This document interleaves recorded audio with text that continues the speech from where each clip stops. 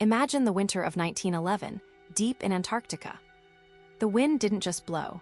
It screamed across the endless ice, a living, howling entity. For the brave men of the early Antarctic expeditions, a brutal truth had quickly become apparent. In this vast, frozen wilderness, nature was utterly indifferent to their survival. Life was a constant struggle against an overwhelming, unforgiving environment. Look around them, white in every direction. No trees, no familiar animals, no villages. Just an infinite expanse of ice, snow, and a cold so intense that bare metal could burn your skin like fire. Survival hinged on one critical factor: food. Without a steady, reliable supply of meat and provisions, an expedition could simply vanish into the ice forever. So when the ships arrived, laden with crates of mutton, beef, and other vital supplies, the explorers faced a significant problem. This was 1911. They had no electric freezers, no modern refrigeration systems, nothing that we would recognize today. Yet, in their desperate situation, they possessed something far more powerful. Something truly unique: Antarctica itself.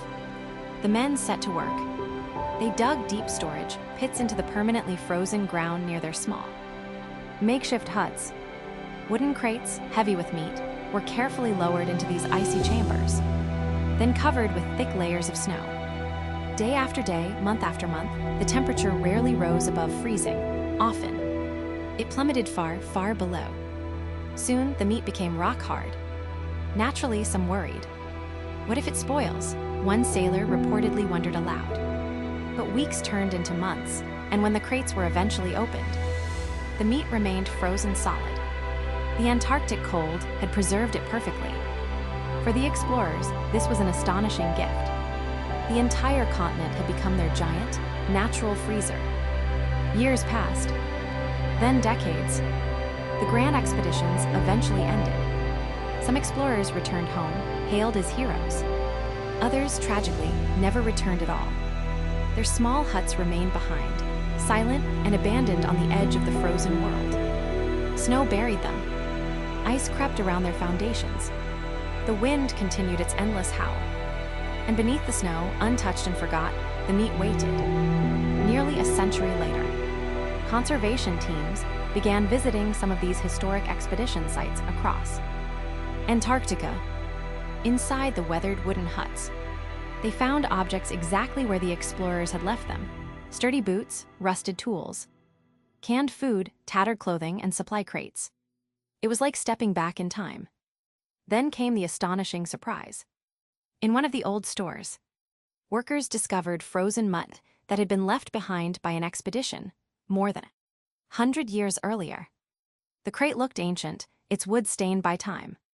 The paper wrappings were brittle and faded.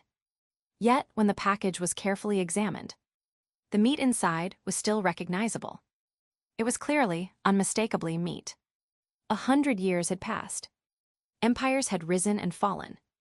The world had endured 2 devastating global wars. Humans had even walked on the moon. But this piece of meat, tucked away in the Antarctic ice, had barely moved through time at all. Scientists later provided the explanation.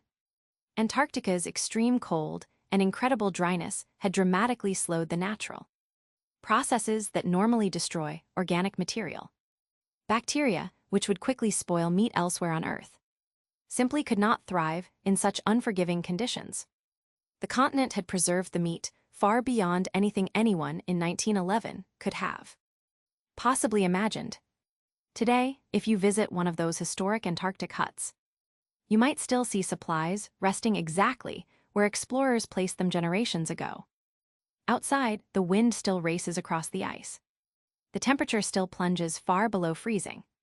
And somewhere, beneath the endless snow, there may still be forgotten caches of food from long-lost expeditions, waiting silently in the darkness.